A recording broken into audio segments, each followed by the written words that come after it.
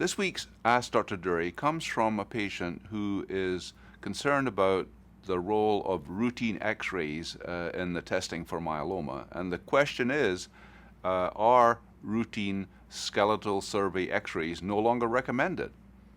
And well, the simple answer to that is yes, that we really don't recommend that for ongoing use. But there is an important caveat, which is at the beginning, when the diagnosis is being sought, when initial testing is being done, and when it's not clear if a patient has myeloma, routine x-rays may be performed, a skeletal survey, and if those x-rays do show a myelomolytic lesion, this is sufficient. This is sufficient for the diagnosis, and so in that situation, routine x-rays can be sufficient and actually very helpful to identify an area of major bone damage.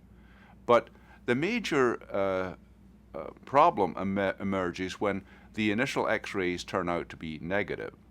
And so what we have learned recently, particularly from a study which is going to be published soon in the journal Leukemia, is that if you compare CT scanning, whole body low dose CT scanning with these regular x-rays, 24% of the time patients will show up to have these lytic lesions, these little holes in the bone, which have not shown up on the regular standard x-rays. And so because of that, there has to be a strong emphasis on something more than just these routine x-rays that we've been using for so many years.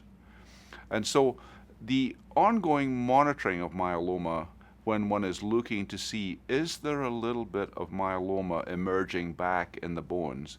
For that kind of a question, it is extremely important not just to rely on routine x-rays, but to do either an MRI of the spine and pelvis or a whole body PET-CT scanning, which is particularly useful because a small area of active myeloma shows up as positive with sugar uptake into the PET's positive area. Another really important point is that even although x-rays may show lesions at the beginning, at the diagnosis, it is important early on to have some specialized testing done with MRI or PET-CT because you do need that for ongoing monitoring. You need something to compare to. If after 1 year or 2 years you're concerned, is there something new? Is the myeloma in remission? You need to be able to compare to something that was taken either at diagnosis or soon thereafter.